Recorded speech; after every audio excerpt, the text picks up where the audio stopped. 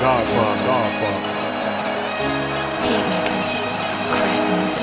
Pulled up to the scene in a 65 Bentley, dripped in Brioni, China doll with me, looking like a supermodel. Oh, what a feeling.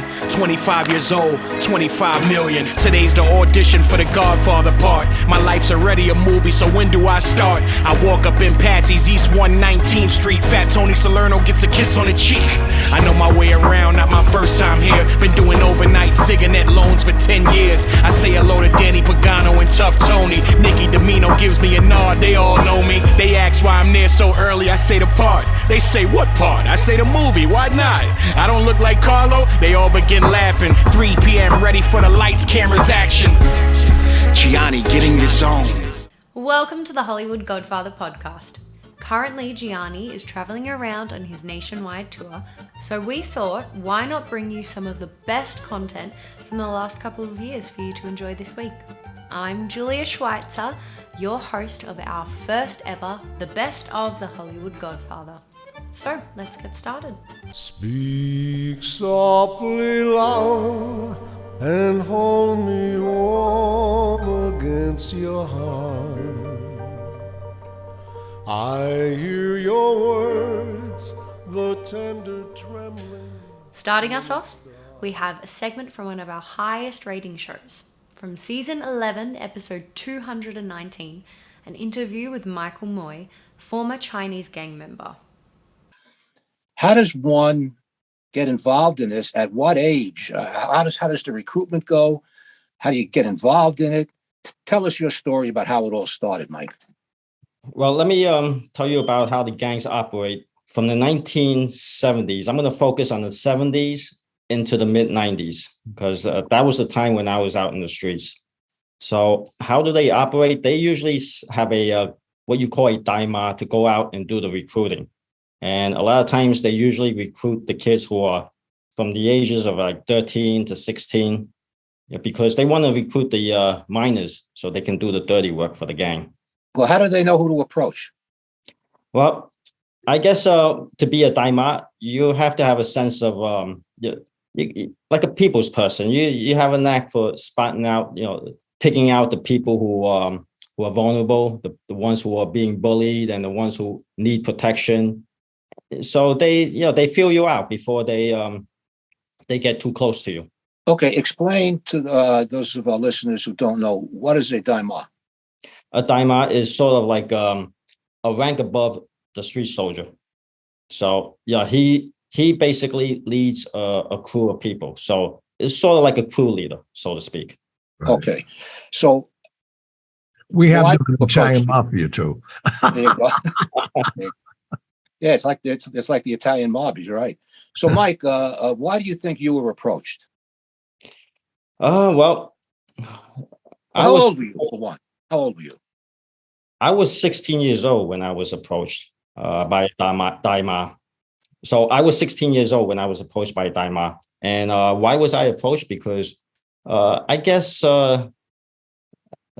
basically I was hanging around the pool hall with a friend of mine who was white, and we were like study partners. So a lot of times after school, when we finished studying at the library, we would go to a pool hall and play video games there. So he see me as a familiar face all the time. And then one day, when I was walking to the pool hall alone, and this time without my friend, that's when he approached me. And then he started talking to me, and then we hit it off. What was the original entree? I'm sure he didn't come up to say, "Hey, you want to be in a gang, kid?" Oh, no. Not, it wasn't like that. Yeah.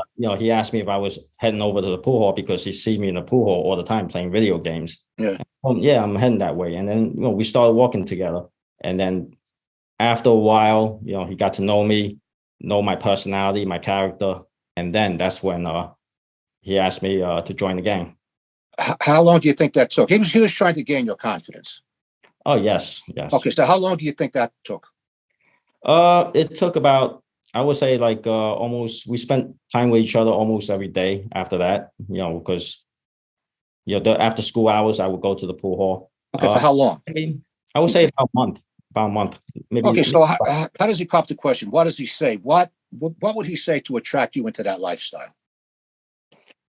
Well, it's what he said that really attracted me was, yo, we're here to protect each other. So the protection that he offered, attracted me. Basically he's telling me that, we're a crew and we hang out with each other and we protect each other basically, and nobody's gonna mess with us. Okay. So at that time, I didn't even know what gang he was in, and I didn't even question it, because I felt it wasn't the right time. I felt it wasn't the right time, and I didn't know him well enough to question what gang he was in at that time, so I didn't question. So eventually I got to meet the other members of the gang, and then once I got closer to them, that's when he revealed to me what gang he was in. But that was later on. It wasn't right away. We're talking about like at least a couple of months down the road. And what gang was that? One of the 7 major gangs in Chinatown, which I'm going to reveal at a later date. If you watch my YouTube channel, Chinatown Gang Histories on YouTube, yeah. If you watch my YouTube channel, yeah. Chinatown Gang Stories, yeah, you probably get a hint about what gang I was affiliated with. But at that time, there were 7 major gangs in Chinatown. And this was one of them. And this was one of them. That was a very interesting show. Let's keep things moving along though. Gianni has a lot of celebrity friends, as we all know, and here is one of them now. Coming up next, here is a clip from season 6, episode 111, an interview with actor, writer, and producer Chazz Palminteri. In all the writings that you've done, I mean, obviously Bronx Tale. I mean, whoever thought when you wrote that look at that legacy. What's that been for you? Well, that's been, I wrote it. I wrote that 30 years ago, and I wrote it after I got fired. I was working. I ran out of money. I was guest starring on some shows. Then I ran out of that money, and I started working as a bouncer, as a doorman, because I used to box, and I said, all right, I can handle myself. Let me get a job doing this, working. And I worked at a door in this club called 2020 in Beverly Hills. Oh, wow, over there. Yeah, you remember, I worked there. I was in L.A., and I worked there, and all of a sudden one night, I was there for 3 months. I was supplementing my acting, and I was working there, and all of a sudden this one guy comes over to me, Johnny, and he goes, let me in right away. And he was really nasty to me. And I said, excuse me, wait a minute, are you on the list? He goes, I'm not on the list. He goes, don't you know who I am? And when a guy says that to me, I always say, yeah, you're the guy who's not getting in tonight. That's the guy was a real asshole, Right, I love it. Finally, I wouldn't let him in. And then he made such a fuss that the owner came out. He was yelling. The owner came out, and who was it? It was Swifty Lazar. Oh, my God. Swifty Lazar was the biggest agent in the world. I know. He had his party every year, his Oscar party. And that was his party, and I wasn't letting him in. Oh, my God. Oh, that's funny. Okay? And then he said, you'll be fired in 15 minutes. And you know what? I got fired in 15 minutes, just like he said. Oh, no, he's that. I have a similar story. I keep my boat in Spain, and I leave it at the Carlton Hotel all the time, and they rent it out. They get me like $30,000 a week for it. And I'm sitting there, and in small print, I'm allowed to board my boat if I'm there.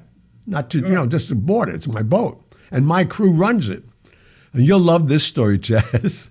So I get on the boat, and there is Harvey Weinstein. Oh. And he comes over to me and he says, you're Johnny Russo. I said, yeah. He said, well, you're not on my list. I said, I know that. He said, well, get off my boat. I said, what'd you just say?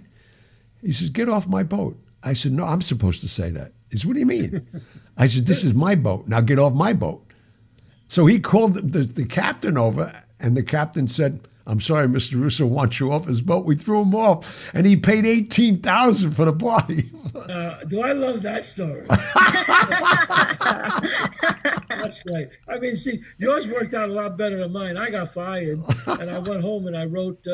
I started writing about Bronx Tale. That's how it all happened. But that's perfect. Well, I don't even know where 2020 was. I thought I knew every club in Beverly Hills. It was in the Beverly Center. No, not the Beverly Center. It was in.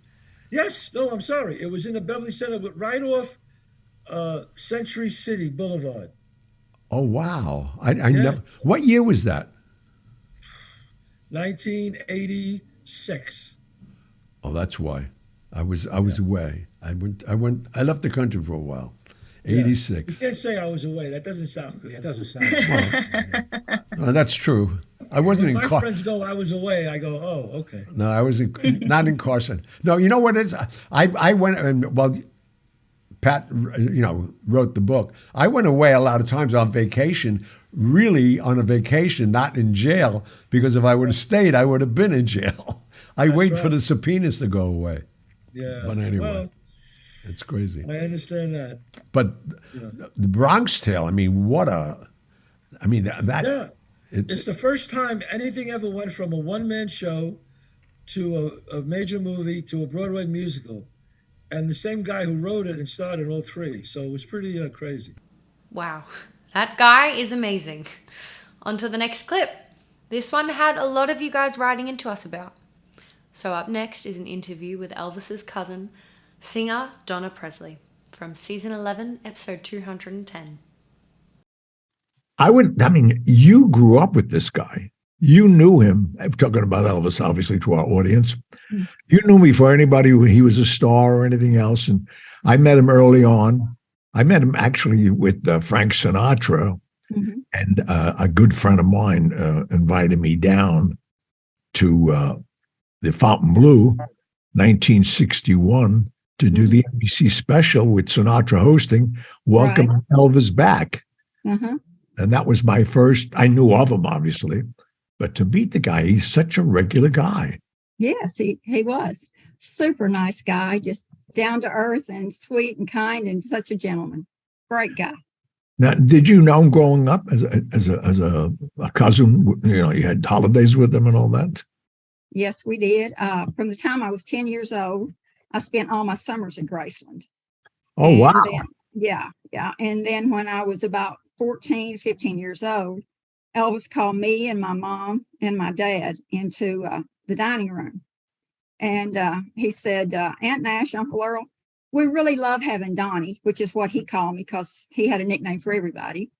We really love having Donnie here. And, I'm on the road a lot, and it'd mean so much to Dodger, our grandmother, if she lived here. So, we want her to move in. You can see her whenever you want. Come visit her. I'll buy her a car. I'll send her to school. When she graduates from high school, I'll get her into whatever she wants to get into. And I'm sitting there going, yes, yes, yes, in my mind. And my mom goes, no. And he said, but Aunt Nash, I'll take care of her. She said, honey, I know you take care of her. I know you love her and everything will be fine, but she's my little girl and she's going home with me. So I went home. But when I was 17, Elvis bought the Circle G Ranch.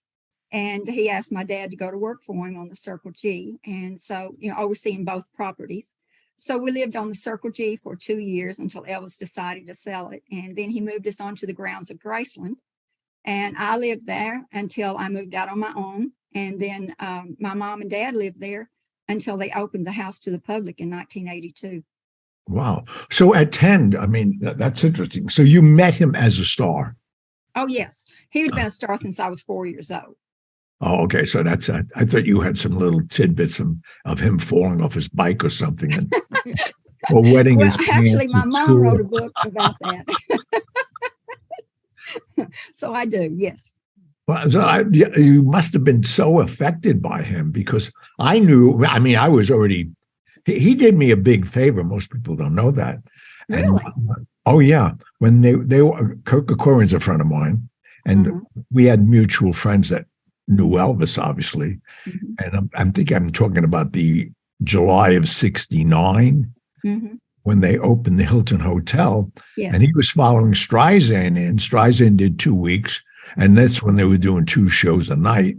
Right. And then Elvis was coming in. And nobody realized prior to everything, that I met him down in, the Fontainebleau, and he remembered me, which I was shocked. But the thing that I was just opened a club called Tiffany's at the Tropicana Hotel. Yes. So I said, Elvis, if I send a car for you, a bunch of our friends, some you knew, like Dr. Elias Ghanem, and them were all coming over. Right. And he was going to be there and it was great for him because he liked going places where he had some security. And I was over till 6 a.m. So he could wander over anytime he wanted. We sent a car, but unbeknownst to him, and it's the first time I think anybody's hearing this, and I think it's funny that I'm telling his cousin, as soon as he got there, my PBX operators got on the phone. This was the Tropicana Hotel, telling all the cabs, Ace cabs, you won't believe it was at Tiffany's Elvis. The place we had lines outside till 6 in the morning trying to get in. But we treated him like gold. We didn't exploit him in any way other than saying he was there. And we had security, the hotel security actually, guarded him off, and he loved coming there. And awesome. And I surprised him one night, which he couldn't figure out how he did it. He loved those peanut butter and banana sandwiches. Yes, he did. Absolutely. I thought it was I went with him one night. We flew up to San Francisco. He wanted to go to that one diner he used to go to. And that's how I met the guy. And a friend of mine who up there arranged for me to get them all down in the afternoon on a flight. And we served them that night in the club. I didn't like them at all. I mean, I like peanut butter, but I mean, it's, it's like, I don't know, it's so filling and I don't know, but he loved them. But Yes, we served them one night as a special. Everybody went crazy. And they were all, that was before cell phones. Could imagine if it was cell phones, everybody be eating them and posting them all over the world. Right. Now, how about we check in with our good friend, Judge Jeanine Pirro. Here's a clip from Season 10, Episode 184. Here's my background. I've been a prosecutor, a judge, and a DA for over 3 decades. I ran for office 5 times. I have my pound of flesh that I gave in public, and I fought for the underdog. I fought for strong laws. I fought to make sure that criminals were accountable and responsible. And suddenly we find ourselves in an America where just the words law and order are offensive to people. And I first remember that happening when Donald Trump mentioned it in 2016. He said law and order, and people were offended by it. And that's when I realized there is something going on in this country. But let me just fast forward to Highland Park. This little dirtbag, whose name doesn't deserve to be repeated, had all of the identification marks that we look for in terms of these mass shooters. And I love police. I love cops. When I was a DA, I had 50 of them who worked in the DA's office for me. And I mean, I worked with FBI, state, local, all of them. I have tremendous respect for them. But when this guy Semino, comes out, and he's a deputy sheriff, I think. He comes out and he says, well, there was no basis for us to do anything because of the red flag laws. And I'm saying to myself, wait a minute. Well, that's the purpose. Yeah, that is the purpose. In 2019, this little dirtbag said he wanted to kill everyone in his family. All right. He was known to have attempted suicide. So they find out when the parents call police, and all of the indicators are there. The neighbors say police cars were there frequently. So we've got police responses frequently within the last couple of years. And when he threatened to kill everyone in his family, they go in, they take out 16 knives, 1 sword, 1 dagger, and they leave. Do they take this kid for any kind of analysis or evaluation? Do they even bother to look at social media? What do? They do nothing. And in the end, they go back and now they look at it and they say, holy shit, what we did was we ignored all the telltale signs. And they say, well, there was nothing we could have done. No one was willing to sign a complaint. That's nonsense. And I'll tell you why. The police had probable cause. As far as they knew, he had threatened to kill. The parents had called. You make the arrest. You do an analysis of this kid, whether or not he's a danger to others or a danger to himself. You already know he tried to kill himself, so he is a danger to himself. and you take them in, and whatever happens, happens. But at least you've got some record on it. And instead they went, oh, okay, mom and dad won't sign a complaint. Well, of course mom and dad aren't going to sign a complaint. I started the first domestic violence unit in the nation in 1978, and I'm no spring chicken. And I started this when no one was talking about battered women and abused children. And so this was something I fought for the last, 40 years? And you know they're not going to sign the complaint. It's their child. So you go in on behalf of the people of the state of Illinois. Now let's just put that red flag piece alone. His social media is clear. He doesn't get along with anyone. He's a loner, and he's an individual who has talked about shooting. You go into all of his social media, he's got stick figures with blood and everything else. So then you say to yourself, well, Jeanine, is that enough? The stick figures are not enough. It's the First Amendment. It's protected, right? It's free speech. You can't go in and arrest him. But when you put it all together, they could have, when they got the knives, they could have done something. They could have done something with his family. Now we find out he had a dysfunctional family. His parents never picked him up for sports after school. The parents either forgot about him or they had to call the parents and say, your kids are here, come and get them. And they didn't do it. So what we've got now is this, he fits the profile. He's male, he's 18, 19, 22. It's all the same age. He got a gun legally. Okay, he gets the gun legally. So what do we do now? Stop everyone from getting a gun? No, we're not going to stop people from getting a gun because unlike abortion, the gun is explicit in the Second Amendment. We have the right to bear arms, and we'll talk about that, I'm sure. That means not to have it in the shower. That means to bear it, to carry it out of the house. We'll be right back after a word from our sponsor. We are pleased to announce the publication of a new book series from Gianni Russo and Patrick Piccarelli entitled The Sixth Family. When the alleged daughter of Marilyn Monroe asks for help, Gianni Russo becomes entangled in a web of lies and violence in the search for the late actress's diary. Soon, he is enmeshed in a mystery that involves a presidential candidate, a disgruntled mafia capo, a retired NYPD detective, and the past of mafia boss Frank Costello. Russo must race against the clock to stop a hostile reorganization of the American mafia, while trying to stay one step ahead of a faceless killer. While listening to this book, skillfully read by Gianni himself, the listener will have to determine what is true and what is fiction. Or as Gianni says before this epic story begins, this book is a work of fiction, except for the parts that are true. Look out for the second installment of this exciting new series coming in 2023, The Sixth Family. Book 1 is available now on Amazon.com. And we're back! Now, let's continue with the best of the Hollywood Godfather. Now, everyone loves a musician, and his iconic classics are known well around the world. Here's a clip from Season 6, Episode 118, an interview with the legendary Frankie Valli, still walking like a man. The big thing was to work in places like the Copa. Oh, I know. You know, once you had worked in the Copa, you'd made it. That's it. Everybody would say, hey, you worked the Copa, you'd made. Yeah. That's so funny because, you know, I didn't realize, because I went to work for Costello. I was like 13 and a half. I didn't know, you know, how important it was until I was there all the time and seeing the acts, you know, doing sound checks in the afternoon. I saw Sinatra doing a sound check after 2 years listening to him on the radio. Once I knew I shared his birthday, December 12th.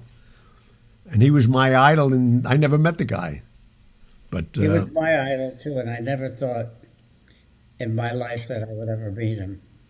And I met him through an unusual circumstance. His mom did a lot of charity work. Oh, Dolly. Yeah. And they had an event that a Catholic organization was running for the blind, and Jimmy Rosselli was the star of the show. And they were fighting over the size of the orchestra. And he wanted a bigger than 20-piece orchestra. So he walked away from it. And I had a manager at the time, but you knew Ken Roberts. Oh, yeah, Kenny Roberts, my God. Well, Ken knew Dolly well. He said, listen, he said, I managed this group the 4 seasons. He said, they'll do it for nothing. And we did it for nothing. And Frank heard about it and sent for me. At first, I had no idea what he wanted to see me about. Yeah, hello. That could be dangerous when he sends for you. He told Julie to give me a call, and Julie said, I said, well, what does he want? What does he want from me? He said, he wants to see you, that's all. And that's how I met him and became friends with him and hung out with him and all of that. Oh, that's great. The fact that I was there for his mom when she needed help. Now, she was a character and a half. His mother was his driving force early on. Most people don't even know that. Oh, I know. But, and obviously you went to Jilly's on 52nd Street. That was like... I went to Jilly's every night that I wasn't working. That's funny.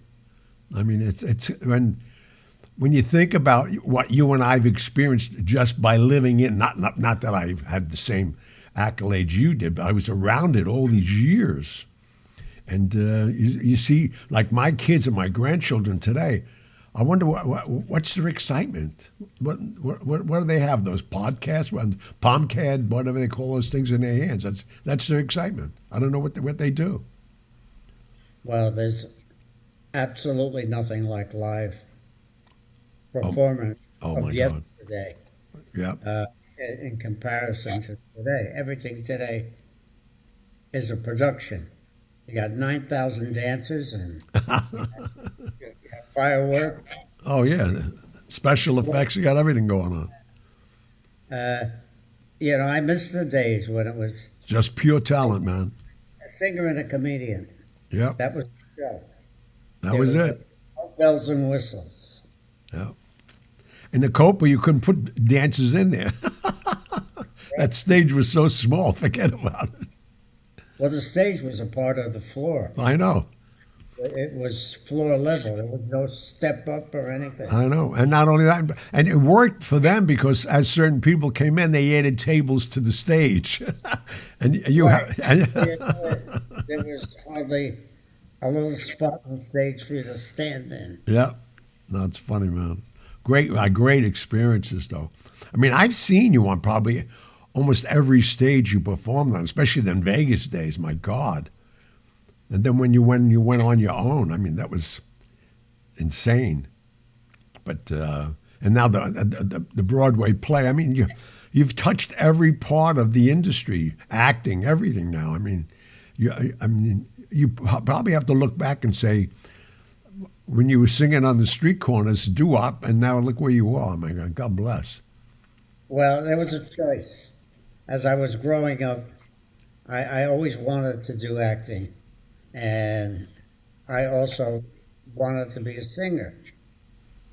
And I found that it was a lot easier to make a living, even until you made it, or if you never made it, as a singer. So I chose to spend most of my time being a singer because I didn't need anybody to get me a job. It was up to me. Hello. All those little saloons in New Jersey and New York, and you could work 30 or 40 weeks a year. Yeah. And with acting, you had to hope that they wanted to use you in the picture, and it's the most insecure business in the world. Yeah, I tell my kids that. Right, and when the next part would come. Yeah. It's amazing. I mean, the experiences, as you say, your career, fortunately, it happened and never stopped, and you kept driving it. But like you say, these actors, they'll do 2 or 3 movies, and they don't work again. because somebody don't like him or they said something wrong to somebody. It's crazy. Absolutely incredible. What a life. Well, what do we have next, you may ask? We had a lot of buzz on this next clip, so enjoy a selection from season 11, episode 211, entitled Uncle Frank's Place. I just did at a dinner. He knows.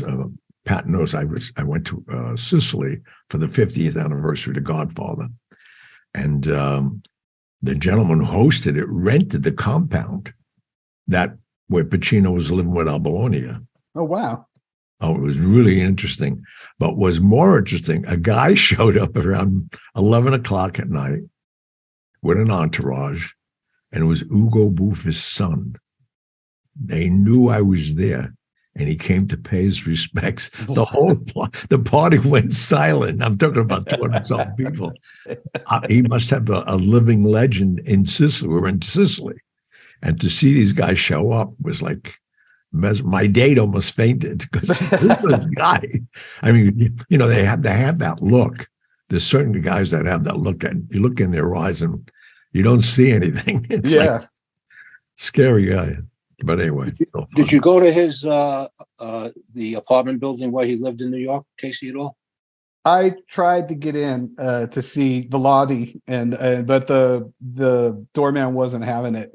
I've had a few friends that also there's a gentleman, Mike Mafucci, that helps me with the Frank's Place too, and he actually lives in New York, and he's tried to go there and take a look inside too, but they wouldn't let him in.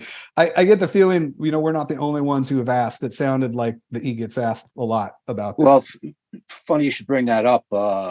After John Lennon got killed, I was guarding Yoko Ono with a bunch of other cops, New York City cops. Wow. John and Yoko liked New York City cops. In fact, when the city wouldn't give us bullet-resistant vests, I don't like to use the term bulletproof because they're not. But anyway, the city said, it isn't in our budget. We can't afford it. They volunteered to get vests for every cop on the job. 48,000 cops, that comes to a few dollars. That's amazing. It embarrassed the city so much that they wound up springing for the vests. But anyway, Yoko lived across the street in the Dakota, which is where Rosemary's Baby was filmed. So we were and it's directly across the street, on the same corner, in fact, just the opposite corner. Right. And we'd be leaving the building all the time, and everybody knew who we were. So one day I decided to go to Frank's building and asked to see if I could see the lobby. What I wanted to see was the elevator, because that's where he was shot. They let us in because we had the entree, we had the shields. Different situation. You could basically go anywhere. So it was fascinating. I saw the elevator. I never told you about this, Gianni. Just when Casey started talking about it, it just reminded me. And we went in there, looked at the elevator, and I'm thinking to myself, there was no way he could miss. None. Exactly. Yeah. I said, if you're looking to kill someone, like, allegedly it was an attempted hit, and Frank zigged and zagged, and he almost dodged a bullet. But if you're looking to kill somebody, I mean, it's an elevator. It's like a closet. How do you miss somebody? What's the story behind that? Well, I'm glad that they did, I guess. Yeah. Frank. Otherwise, there wouldn't be as much stuff to post. But, I've heard a lot of different, pretty much every legend out there about Costello. I've heard 5 different versions of them at this point, from different people and stuff. And I know there's a lot of folks out there that say that he missed by design. I don't know. That seems like that would be a pretty difficult shot for somebody to make, to graze somebody's head like that. But Chin was a smart kid. I can tell you. That's the shooter. Chin Gigante. But the funniest thing, 2 weeks after that, and after he didn't recognize, and then all of that with the police, they all had dinner together. That's what I've heard. Yeah. Just, that's, we ask why you're, I get interested in this. It's like stories like that that you just, Yeah. they're He unbelievable. wanted to step down. Most people don't realize he was already working with Meyer Lansky, working with Tony Accardo in Chicago, and they were moving on. And he basically, when Vito came out, he was jealous of, because he was so well liked and respected. Vito never had that. Vito Genovese. Yeah, I'm sorry, Vito Genovese. And so he was happy to give the family back. So I don't know who orchestrated this and why, but it all worked out perfectly for everybody, and that was it. Yeah, because that's the way I've always kind of understood it too, from what I've kind of gathered, is that Frank was really, he was wanting to get out of that whole thing at that point. I mean, he'd been through so much at that point. Everybody knew who he was, and so, and he amassed a major fortune. He already had over 45 million. Yeah, I mean, he was one of those guys that he's doing fine on his own. Oh yeah. Some of those guys, I think, they need the mob to be successful, but Frank's one of those guys. I think that they needed Frank more than he needed them, in a way, because he was perfectly capable of just being successful on his legitimate own at that business, point. definitely, yeah. Yeah. I'm reaping the harvest of it yet. This is, like I said, when he died, I was called to the lawyer's office. I've been in there so many times bringing envelopes, and he left me 6 units in here. He owns the building. That's amazing. Yeah, it's crazy. And one of the apartments came with 47 phones. Yeah, mine. My bedroom had 12 riders constantly on the wire service. Wow. Yeah. You still use one of his phone numbers, right, Gianni? I still have it. Yeah, yeah. Plaza 3. Nobody has that number. That's great. 8171. That whole shooting thing goes to show the difference between what the mafia used to be compared to what it is now. I mean, 2 weeks after the shooting, the victim and the shooter get together at a dinner, and the shooter thanks the victim for not turning him in. But that's the way business was conducted in those days. Yeah, yeah. It's just it's mind blowing to somebody like me, just that whole life and all that stuff. So it's fascinating. Well, it gives new meaning and an opportunity from a film that I was in. It's nothing personal, Michael. It's just business. Exactly. Let's dive right into our next clip then. Here's Season 9, Episode 167, an interview with Chris Mad Dog Russo and another Russo in the news. So tell me about Gianni's appearance on the show. I heard he made a splash. Hey, he was tremendous. Now, what we did was, I knew it was the 50th anniversary of The Godfather. And who doesn't love The Godfather, the movie? I had, of course, read the book, had seen the movie, plenty of times. I've seen it since, by the way, just to get a little feel again. Yeah. Since Johnny was appearance. And I spoke to my producer and I said, you know what? We need to get somebody on here. You're not getting De Niro, you're not getting Pacino, you're not getting, I understand, you got to have some limitations. And I said, how about Carlo? Now, I didn't know Johnny at the time. I said, how about Carlo? And Eddie looked all the information up, tracked Johnny down. And next thing you know, we set up a date. We put the Zoom together. We did it at, I believe we did it at, we may have done it at 3. I think we did it at 3. We led the show with it the day of it was March 24th, because that was the 50th anniversary of the movie being released. So we did it at 3 o'clock, played it, he stayed on to 4:15, and we did an interview, basically talking about his life, the movie, how he got the part, all the things that Marilyn Monroe, all the things that you can think of that would be interesting. And people, they love that stuff. Johnny's life is an incredible life, negatively and positively, and they love that stuff. And so you have a lot of people calling in. Yes, sir. A lot of people responded to that. You have what you have, and you have something like that on Sirius. You have the people, the core audience, my fans listen. And my fans love that stuff. Who doesn't love The Godfather, a 50-year-old guy? I mean, he loves that. Secondly, word of mouth.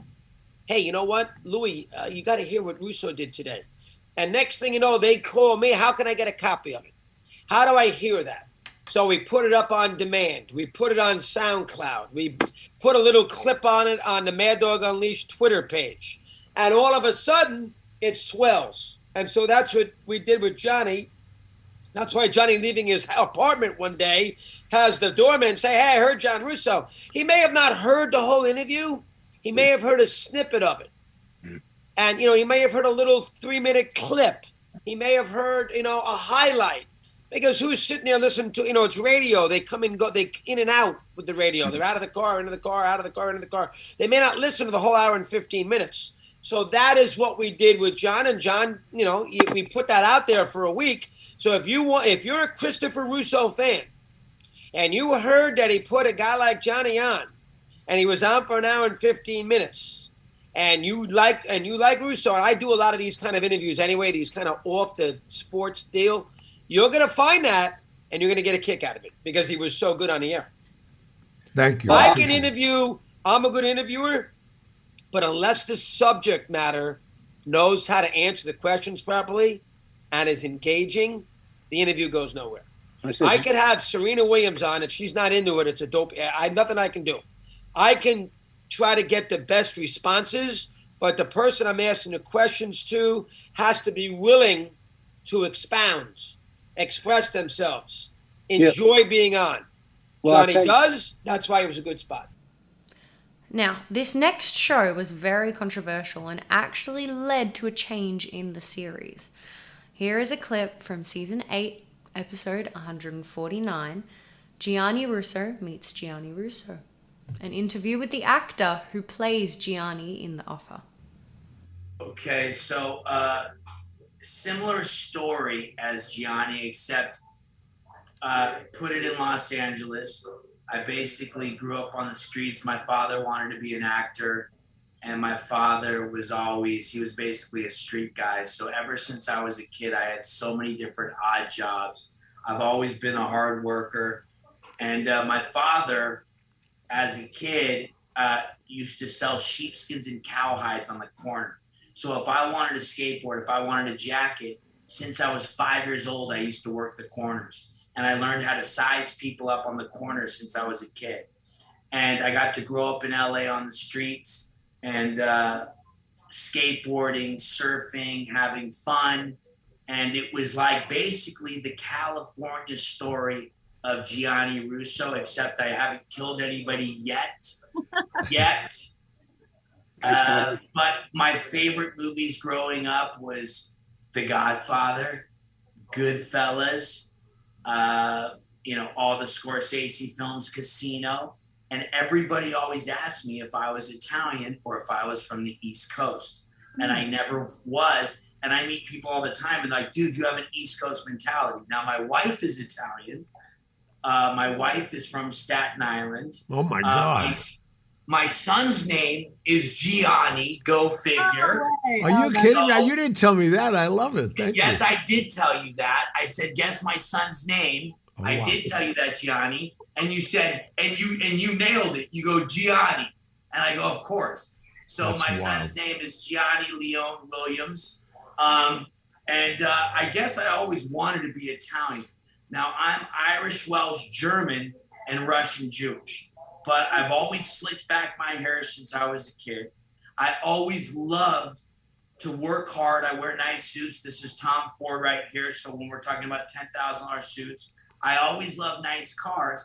And I got to watch Gianni Russo of who he was on Vlad TV a few years ago. And I heard the story. And then I started watching all of his interviews for fun, because I thought they were so entertaining. I'm like, who is this guy? Brando, Marilyn Monroe, The Godfather, working for the mob, Vegas. And I was like, holy shit. So all of a sudden, I used to, for a small window, I was an actor for about 7 years. I made a living at it. And I did a bunch of teen films and I was on TV shows. And then I got into real estate. I was like, I need to make some real money. Just at the time, I was like, I don't think I'm going to be the next Brad Pitt or Leo DiCaprio. Mm-hmm. So I got into real estate and I ended up flourishing. I now develop. I've sold some of the biggest properties in Los Angeles. I own my own firm. I have several people that work for me. But I always dabbled. I've been on Entourage because I sold the Entourage executive producers' homes. And I've worked with so many people, and this casting director, John Papsadera, who knew me, was like, I'm casting this character, and it's coming to mind that I think you should play this guy. Could you do it? And he sends me an email. And I barely ever check my emails. I have people that do that for me. I hate emails. I'm still old school. I like to talk and text. And I said, no problem, easy. And then they sent me the sides. I was like, shit, now I got to really do this. And now you don't audition. You have to go put yourself on tape, kind of like Gianni Russo did for The Godfather when he delivered it to Al Ruddy. I sent it in, and with the day, they said, you got the part. And they were trying to cast the part for several months because they couldn't find, the guy that could nail dressing, looking good, and having that extra sophistication and style and swag like our man, the Hollywood Godfather. Well, you got more than I have going on, I'll tell you that. I'm impressed. That's fabulous. Thank you. What a compliment that you're playing me. We're going to have some fun with this when this comes out, though. That I guarantee you. I'm curious to see how the. Well, I'll just tell you, it's 3 episodes. It's really about Al Ruddy. No kidding. The whole thing is about Al Ruddy. It's about the producer, the making on, and everything that had to go on with making The Godfather, with the mob, with the all the producers and trying to get the actors and all the characters. So it's really about him. I'm only in 3 episodes. I have about 6 scenes, but they're really fun scenes. One of them is the infamous James Caan scene. And the other is when I first get to, I go on the Paramount lot and I meet Al Ruddy and I give him the tape and how Al Ruddy hires me. And listen, it's a fun part. It's not huge, but like they say, there's no huge parts in Hollywood. But the thing, what I know about what's going on, because I got enough people on that set telling me, Al Ruddy basically took over the whole project. Forget about Bobby Evans, all his nobody did anything else but Al Ruddy in this movie. I love it. That's so funny. I mean, he's going to get. Go ahead. I'm sorry. No, keep going. What are you saying? No, he's going to get a lot of heat from this because there's still people around. Gray Fredericks and Stanley Jack. I mean, there was a lot of people involved in this. Yeah. But now it's the Al Ruddy show. Well, Miles Teller, who's a very talented actor, is playing Al Ruddy. He's a great actor. He's in the new Top Gun. He was also in a really big movie, Whiplash. He's like a 35-year-old, really talented actor playing him. So it's going to be great. Who else is? We have Justin Chambers, who was on that show. What was the show called? The procedural show, Grey's Anatomy, who's playing Marlon Brando. And I swear to God, he looks so good. He looks like Marlon Brando, and he's doing an incredible job. Gianni Ribisi's in it, so it's a great cast. Oh, wow, yeah. And it's really fun to, all the old outfits in the 1970s. If only I could I was born in the wrong era. I mean, I built a mid-century house right by where Gianni Russo and Marlon Brando used to live, right in the Truesdale. I have a mid-century cool house, and it's all 70s style. So I was in the wrong era, so this was easy for me. It wasn't really acting. That's wild. That's great, man. We're going to have a lot of fun when you leave the show now. You gave us a lot to talk about, to fill in. Well, I always just love all your stories. And, I was first introduced to you with the story with the when you were fighting polio, and you had to kill the guy that was inside the hospital. Oh, yeah. And then just all your Vegas stories and just all the people, and then getting into The Godfather. I mean, and then everything after that. And I watched all your interviews right after The Godfather when you started producing. And funny enough, I studied Muay Thai. My Muay Thai coach was in your movie Pacific Coast Highway, PCH. Oh, wow. Yeah, Ernie Reyes Jr. Do you remember him? Not really, no. He was a teenage mutant ninja turtle, but he remembers you. Yeah. Yeah, that was I wrote and produced that. I know. It was a great cast too. In fact, Yeah, I know. now that you're reminding me, Denise Richards still owes me another film. That's great, though. I didn't know you knew Yeah. that much about me. Yeah, well then I also I listened. I'm not a big fan of reading, so I listened to the whole Hollywood Godfather, your whole story. I watched tons of interviews on you, and you know, one of my favorite stories is when you got the movie and you showed up to the read through, the cold read, and you were just dressed all fly, pulled up in like a Bentley or a Rolls Royce, Yeah. and you're like, what the? And you met all the actors. And you were like, God, they look like bums. They look like gardeners. And then you meet Marlon Brando, and on the call sheet it says, don't look him in the eyes. And then Marlon Brando's like, what the fuck? This guy's not an actor, and he's gonna play me? Are you fucking kidding me? And then he tells Coppola, this is the guy that's gonna date my daughter, and this is the guy that's gonna have my son killed. And you basically grab Marlon Brando by the neck and said, come to the side here, and go, dude, if you fuck this up for me, I already told the boys, and if I don't get this part, I'm going to basically cut out your neck or cut out your heart. Yeah, And I then said I was going to suck on his heart, I told him. And he thought I was acting. Wow, so you had a lot of stuff to work from. Pity you. Yeah. Yeah. Well, I mean, listen, listen, I'm never going to be able to play you, but you know, I think what I picked up from you is that you love life. You love to have a great time. You love to go on journeys, and you laugh a lot, and you have fun. That's all I do. So that's what I really took away from it. You know, I didn't have that much time to prepare. It was literally like within a week or two, they were like, okay, now you're going on set, because they couldn't find the guy. And, you know, I crammed, but I already knew about you. So that was the good thing. And I went back to The Godfather, but it's not it's the behind the scenes of the making of The Godfather. Right.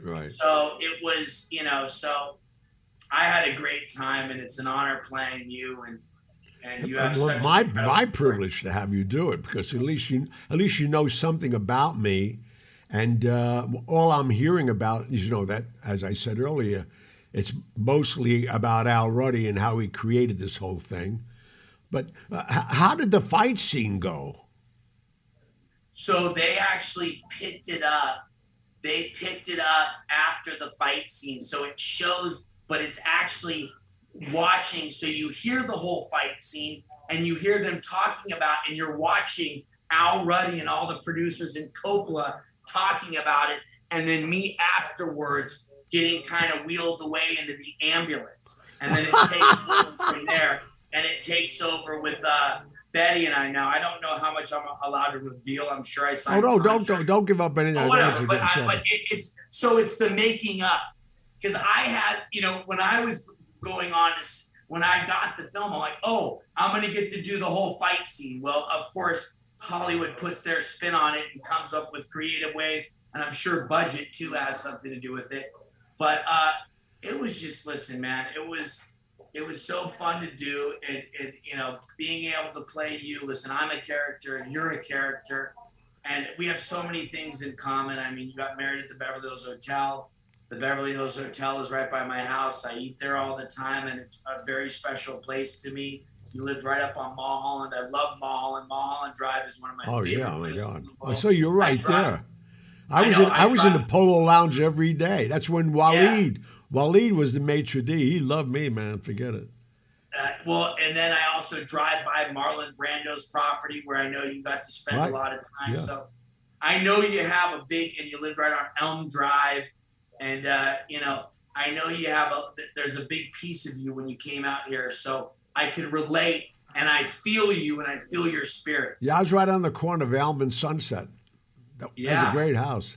Well, I'm on the corner of Hillcrest and Sunset, about 4 blocks away from you. I know right where you are. My God, forget about it. Yeah. That's funny. Yeah. Dean Martin lived right up the hill from you. Yeah, Dean Martin, Frank Sinatra. Yeah. I mean, all the Elvis lived on my street. So you made a lot of money. Listen, I've been blessed. You know, I came from nothing, and I worked my ass off, and I made some right decisions. And, you know, listen, man, I'm looking at my sign right here in front of me. You can't see it, but I have a neon sign. This is my office on Sunset Strip. I'm right on Sunset in San Vicente, caddy corner from the Whiskey A Go-Go. And I'm looking at the sign. It says real estate is king. You know, so I got lucky to, you know, so I basically legitimized it, but I always thought of myself as a wise guy, but doing real estate pops. And I didn't have to spend time in prison. Nor did I, thank God. Our final selection for the evening is from Season 5, Episode 98, an interview with one of our favourite guests, Henry Bombastic Bushkin. I know it well. I had a run-in with Shapiro, a major. I almost threw him out the window I did. I swear to God. I think you two didn't get along. I don't know where I get that from, but no, Henry, you know him well. So after I had an incident in my club, Steve Wynn calls me, and they were worried I'm going to need a good attorney. What year? In '89. Which the incident was you shot somebody. It's a hell of an incident. I killed a guy, but anyway. What year? That was the incident to which he refers. Right. So the bottom line, Steve lends me his plane. You got to be at the airport 8 o'clock. He's going to see you 9:30 at the office at Century Tower, the new tower he moved into. So I get there, and he's sitting at a plexiglass desk, Right. and he's shooing me down like he's talking, like sit down, you know. And I didn't want to come to begin with. A half hour goes by. I'm listening to this guy talk to everybody but me. So I go over and I hang up the phone on him. And you know his arrogance. And he started yelling at me. I grabbed him. I said, let me just tell you something. I didn't want to be here to begin with. They told me to come. I'm here. I don't know who you are, but you're not paying any attention to me. And I'll throw you out this window. Don't get smart with me. And that's my relationship with Robert Shapiro. But this show's not about him or you or me. I mean, it's about you, not us. I mean, Shapiro. I got involved in effect, to handle his divorce from wife number 2. Okay. And at the time, they were both drinking heavily, and he was forever screwing around, and she was not forever screwing around, but she had a separate apartment, as it turns out, and she was having an affair with somebody, and so it was almost tit for tat, if you know what I mean. It was like he wasn't being a very good guy, she wasn't being a very good wife, and they were drinking, okay, and they were battling, okay, and she gave him just a miserable time of it. And yet he did the show every night.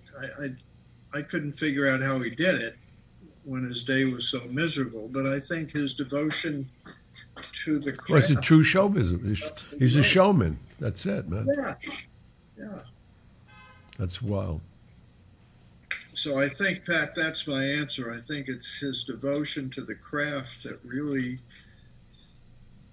there are times he could be a really good guy, and there could be times when he'd be a real asshole. And but I met him in 1970, right? The book that I'm writing starts in 1943 when he joined the Navy, and it ends in effect 1969, okay, when my other book begins. This ends where the other book begins, but it became far less interesting as a biography of Carson from 1943 to 1969 than it was to say, no, that's not enough. It may be good, but it's just not enough.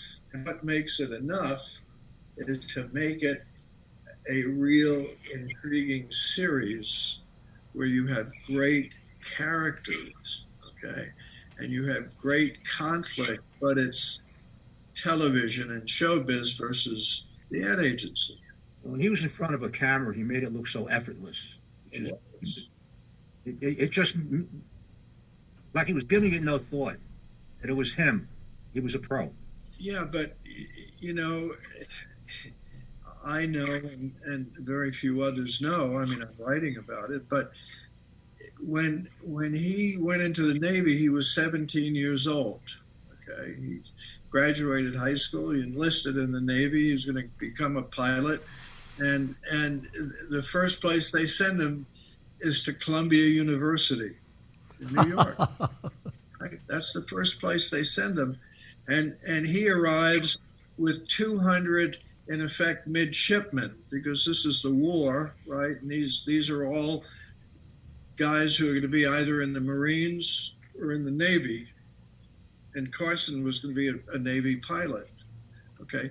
And in 1943, he gets involved in some card games, Pat, in Little Italy in 1943. I love it. He's 17 years old in the Ravenici Club. Okay, now I don't know if you know that club. I don't. That was like the head of the Gambino. Was it the Gambino family, sweetheart? I forget, but it was a major mafia hangout. Okay, where Carson was playing cards at 17 because he was so good at cards. Okay. Well, he was a magician. That's why. Yeah, right. He was. Yeah. Oh, I know he was. No, I know a lot about that, Johnny. But in the David Milch script, the Carson series that's coming out, based on my book, in the first episode, Milch has him involved in a big-time card game, you know, with some of your Italian cousins, Johnny. Yeah, I'm sure. Circa 1970 in a big-time game, and Carson wipes them out and sort of takes digs at them. And then 2 days later, they catch up with him and beat the shit out of him because he insulted them. Sounds right to me. I'm surprised they waited 2 days. So many memories, and we still have so much to share with you guys, but that will have to wait. So thank you for joining us this week, and we'll see you next time on The Hollywood Godfather. Take care.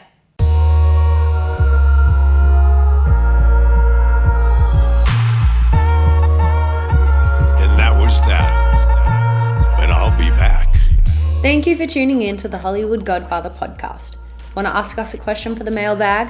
We love hearing from our fans, so submit your questions online at hollywoodgodfatherpodcast.com, or you can give us a call at 646-776-3038 and leave a message. Contact us anytime with your questions about past or future shows, your favorite celebrity, or anything you'd like to know, and who knows, your question may even make it on the air. Remember to follow us on Instagram and on Facebook at Hollywood Godfather and at Real Gianni Russo. If you like what you hear, please leave us a review with your podcast provider or your video streaming service. We'll be back next week with another exciting show, and who knows who we may have on the show. If you don't want to miss out on an episode, remember to subscribe. Until next time. My life's like scenes out of a movie. I'm the Hollywood Godfather, truly. I got stories with them all.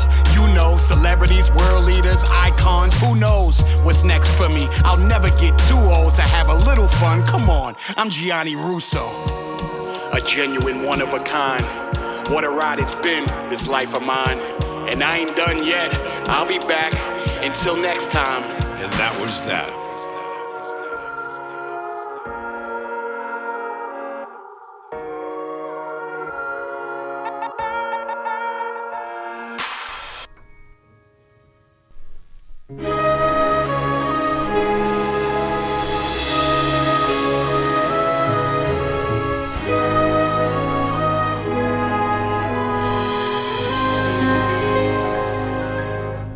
When I was 17, it was a very good year. It was a very good year for small town girls and soft summer nights. We'd hide from the lights on the village green. When I was 17, I didn't mind